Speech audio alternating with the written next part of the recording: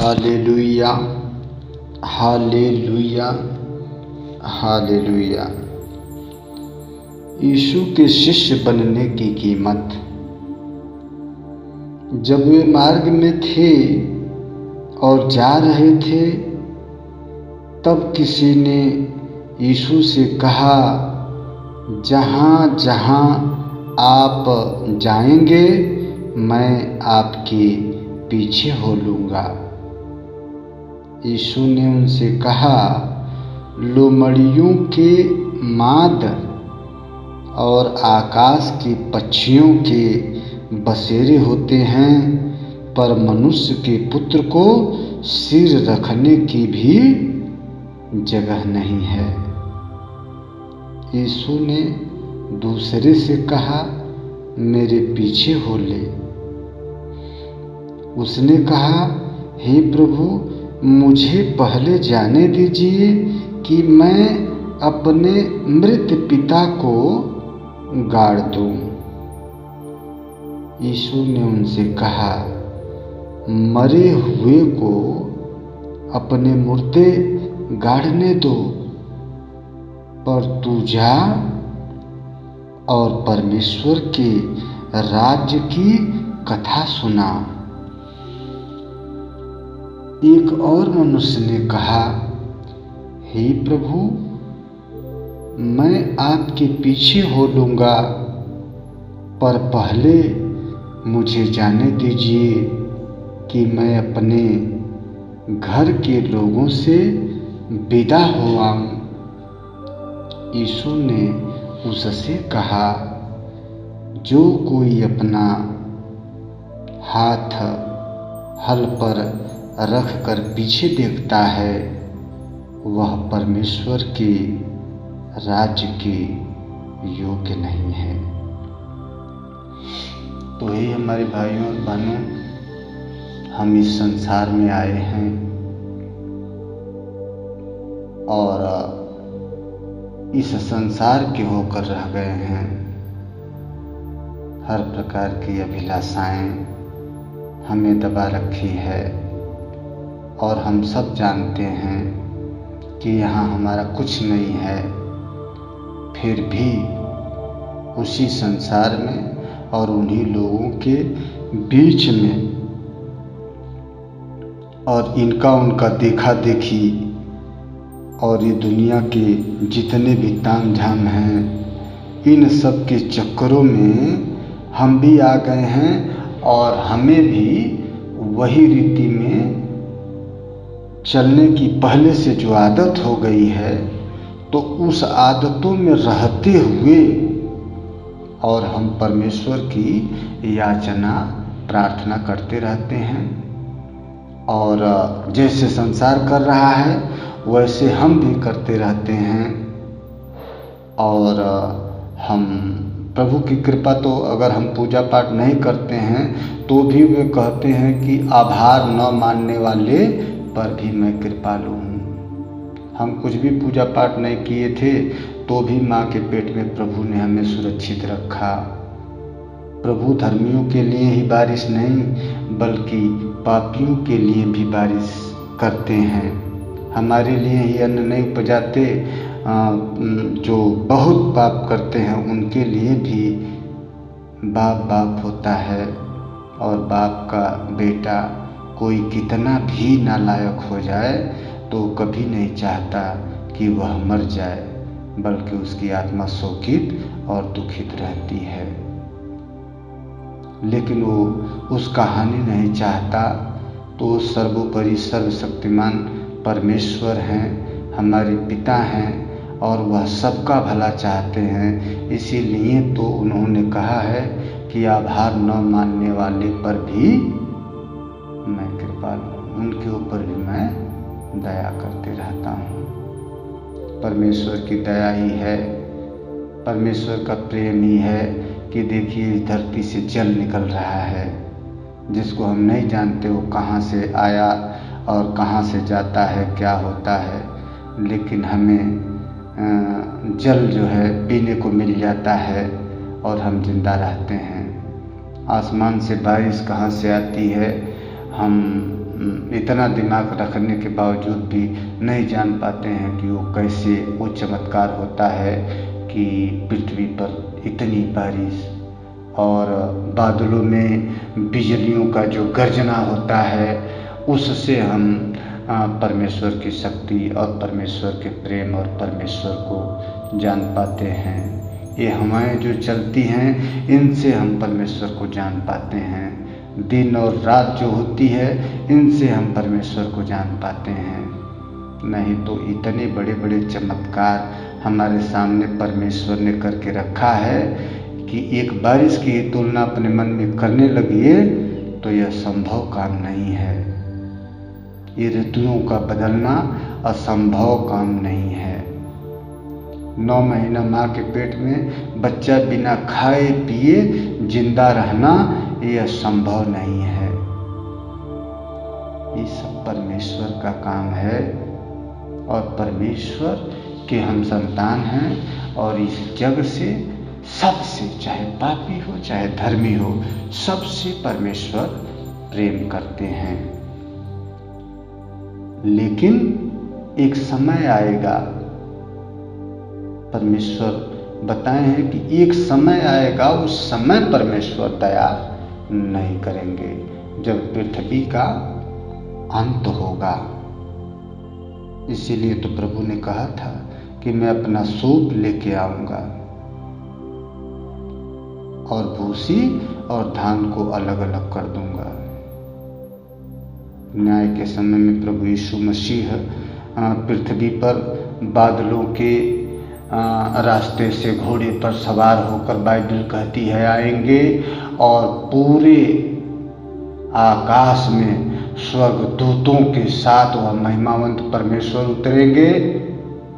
और फिर जितने मुर्दे जब से पृथ्वी है और आज तक और अंत तक जितने मरेंगे, वह जब महिमा का नाथ एक बार तो आकर गए, लेकिन जब दोबारा आएंगे तो उनकी आहट को सुनकर सब मुर्दे जिंदे हो जाएंगे। लिखा गया है बाइबल में, चिल्लाए जाएंगे और उस समय न्याय होगा।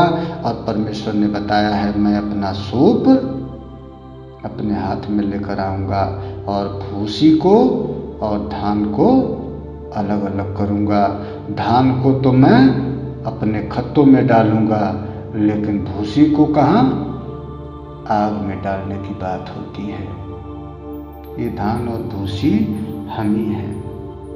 अब कौन धान है और कौन भूसी, वो परमेश्वर जानते हैं। और प्रभु ने बाइबल में हमें बताया है कि भूसी और धान, जब आप बाइबल पढ़ेंगे तो आपको मालूम पड़ जाएगा कि कौन है। सब हैं, सब भूसी ही हैं, लेकिन प्रभु ने उनको अपने प्रताप से, अपनी कृपा से, अपने क्रूस के बलिदान से, अपने लहू से, अपने महिमा से और अपने प्रेम से, अपनी दया से, अपनी करुणा से उन्हें धर्मी ठहराकर और उन्हें परमेश्वर धान कहते हैं कि वो धान हो जाएंगे। लेकिन जो परमेश्वर देने के लिए तैयार है ये सब चीज़ें और वो बोलता है मुझे नहीं चाहिए, तो वही बाद में भूसी हो जाएंगे। ये समझने का समय है। मनुष्य तन जीवन में बार बार नहीं मिलता है और मरी हुई आत्माएं जो हैं, जब तक वचन नहीं सुनेंगी तब तक जिंदा नहीं होती हैं। और वचन सुनने के बाद जो जिंदा नहीं होता है तो समझ लीजिए कि वही भूसी है। तो देखिए, इसमें प्रभु एक और जिक्र किए हैं कि हल पर हाथ रखकर जो पीछे मुड़कर देखता है वह स्वर्ग के राज्य में कभी प्रवेश नहीं करेगा।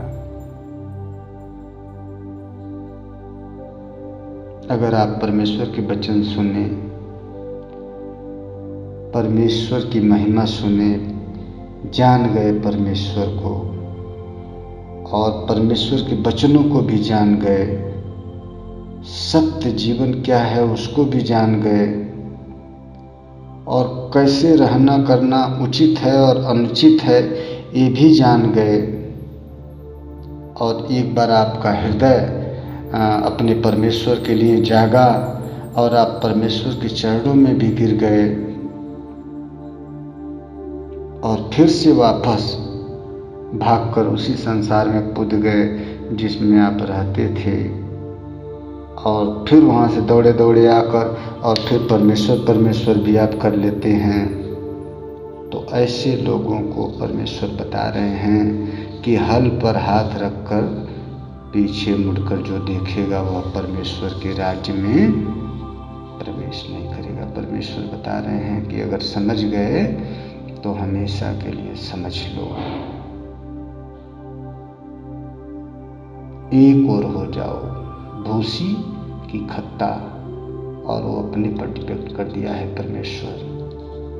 और अगर जो भूसी बनना है तो कोई बात नहीं, आप भूसी ही बने रहो, और अगर खत्ते का धान बनना है तो वो भी परमेश्वर बताए हैं कि आप, हाँ एक बात है कि अगर हम आदत से मजबूर और परेशान हैं या उसी जीवन में जो हमारा पुराना जीवन था, हमारी किसी प्रकार की आदत और हमारा मन जो है शुद्ध नहीं है और हम परमेश्वर को चाहते हैं, हम उस दुनिया को छोड़ना चाहते हैं, पुरानी दुनिया को, और परमेश्वर के राज्य में प्रवेश करना चाहते हैं, फिर भी शैतान हमें दबोच रखता है, खींच लेता है, हमें बर्बाद करना चाहता है। हमारी आंखें परमेश्वर की ओर से नहीं हटती, बेशक मेरे शरीर को एक बार दो बार और खींच ले गया हो। अगर ऐसा माहौल आपके जीवन में है तो आप परमेश्वर से सहायता मांग सकते हैं। सच्चे हृदय से आप परमेश्वर से कहो कि हे परमेश्वर, मैं आपको जान गया हूँ और अब मैं आपका हाथ पकड़ता हूँ कि जिस गड्ढे और खाई में मैं गिरा हूँ उसमें से मेरी सहायता कर, प्रभु बाहर निकाल। क्योंकि हे परमेश्वर, मैं तेरे चरणों की धूल अपने माथे पर लगाकर जीवन जीना चाहता हूँ। और आज तक तो मेरा पूरा जीवन जो था वो था, लेकिन अब मैं अपने जीवन में सत्य को परख लिया हूँ। सत्य तू है और मैं तेरे साथ रहना चाहता हूँ। संसार को पीछे करना है, परमेश्वर को आगे करना है, सहायता मांगते जाना है। अगर इस तरीके से आप परमेश्वर से सहायता मांगना शुरू करेंगे तो निश्चित है कि आपका पुराना मन बदल जाएगा। फिर परमेश्वर बताए हैं कि जो नए सिरे से जन्म न लेगा वह परमेश्वर के राज्य में प्रवेश नहीं करेगा। नए सिरे से जन्म लेने की बात परमेश्वर इस बाइबल में किए हैं। नया सिरा क्या? वही जो मैं अभी कहा, हमारा पूरा बचपन था तो हम खेल रहे थे, और जवान हुए हम तो और दोस्तों के साथ रह के और बहुत कुछ हमने सीखा किया। उससे बड़े हुए तो काम धंधा या और भी सांसारिक चीज़ों में तृप्त हो गए। तब हमें परमेश्वर का ज्ञान नहीं था एक मिनट के लिए, लेकिन अगर हमें परमेश्वर का ज्ञान हो गया, वचन हमारे सामने आ गई और हम जान गए, जैसे मैं अब वचन आपको बोल रहा हूँ, अगर आप सुन रहे हैं तो आप जान गए। और परमेश्वर क्या कहते हैं कि जो नए सिरे से जन्म न ले वह परमेश्वर के राज में प्रवेश नहीं करेगा। नए सिरे की बात परमेश्वर ये कर रहे हैं कि जो पुराना जीवन था उस जीवन को आपको छोड़ देना है। हम झूठ बोलते थे, अब हम झूठ नहीं बोलूँगा। हम बेविचार करते थे, अब मैं नहीं करूँगा। हम चोरी करते थे, अब मैं नहीं करूँगा। मैं दूसरों का लुचपन करते थे, अब मैं नहीं करूँगा। मैं लोगों से डाह रखता था, अब मैं नहीं करूँगा। यानी जितनी सारी बुराई संसार की है उसको मैं अब नहीं करूँगा। क्यों नहीं करूँगा? क्योंकि मेरा नया जन्म अब परमेश्वर में हो चुका है। और पहले मैं पुत्र किसका था? शैतान का। तो मेरे अंदर ये सब शैतानी जो फल थे ये मेरे उस पर लदे थे, लेकिन अब मैं प्रभु यीशु मसीह के पवित्र नाम अपने शरीर पर वो फल तोड़कर फेंक देता हूँ और मैं अब एक नया पौधा परमेश्वर का पौधा बनूंगा और अब मुझ में जो भी फल लगेंगे वो अच्छे फल लगेंगे। जैसा परमेश्वर ने हमें बताया है धर्म पे रहने को, वैसे धर्म पे अब हमको जीना है। तो अगर इस तरीके से आप बदलते हैं तो समझ लीजिए कि आपका दूसरा जन्म हो चुका है। और परमेश्वर कह रहे हैं कि जब तक आप नए सिरे से जन्म न लोगे तब तक परमेश्वर के राज में प्रवेश नहीं कर पाओगे। परमेश्वर स्वयं बता रहे हैं नहीं कर पाओगे।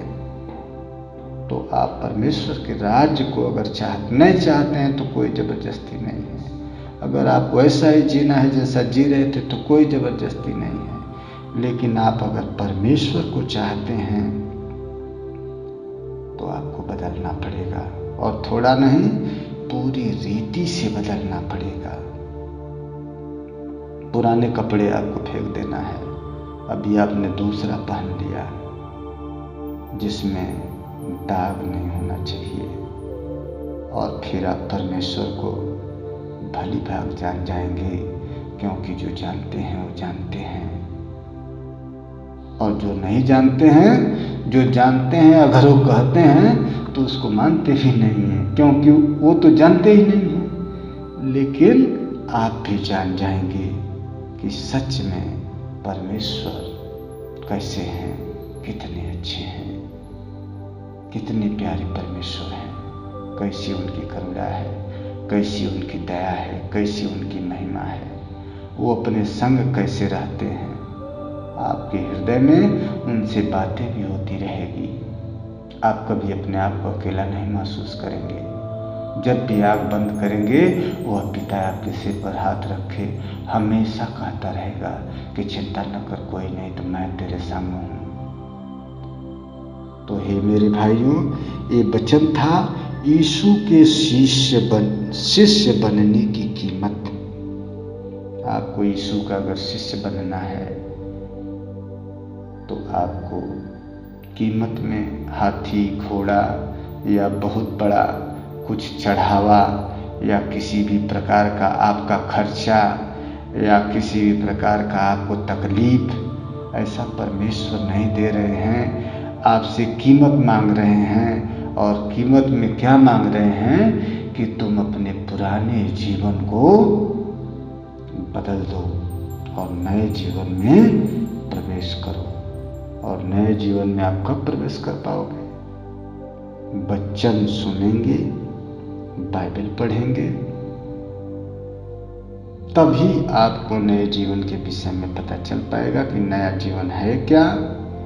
और जैसे जैसे आप सुनेंगे वैसे वैसे आप नए जीवन में प्रवेश करते जाएंगे, और फिर एक दिन आपका जीवन परमेश्वर की कृपा से शुद्ध हो जाएगा। और जब शुद्ध हो जाएगा तो समझ लीजिए, विश्वास कर लीजिए कि परमेश्वर का हाथ आपके सिर पे हमेशा के लिए फिक्स हो गया। अब आपका बाप परमेश्वर है। आपकी आवाज़, प्रभु ने कहा है कि मेरी भेड़ें मेरी आवाज़ पहचानती हैं, क्योंकि सच्चा गड़ेरिया मैं हूँ। प्रभु बताया है कि मेरी आवाज़ मेरी भेड़ें जानती हैं। और प्रभु की भेड़ें कौन हैं? जो प्रभु के पीछे हैं। वो इधर उधर नहीं, प्रभु के कदमों को देखते रहते हैं, प्रभु किधर किधर जा रहा है और क्या क्या कह रहा है। वो भेड़ें उनके पीछे चलती हैं। प्रभु बताते हैं कि वही भेड़ें सिर्फ मेरी आवाज़ को पहचानती हैं, और बाकी भेड़ें तो बहुत हैं, लेकिन जो यीशु के पीछे चलने वाली, परमेश्वर के पीछे चलने वाली भेड़ नहीं है, वो कतई उस आवाज़ को न सुनेगी। तो अगर किसी से कहा जाए कि मैंने परमेश्वर से बात किया,